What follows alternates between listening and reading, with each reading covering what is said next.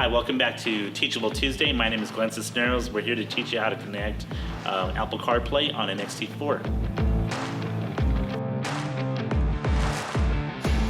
To begin your phone connection to Apple CarPlay, ensure your vehicle is powered on. Next, press the Home button located on the bottom left-hand side of the screen and press Apple CarPlay. Now, press Add a new phone. With your phone on hand, navigate yourself to the Bluetooth settings menu. At the bottom, when available, press My Cadillac in Other Devices. Press Pair on your phone, then press Pair on the vehicle screen. Now, press Allow Contacts and Favorite Sync.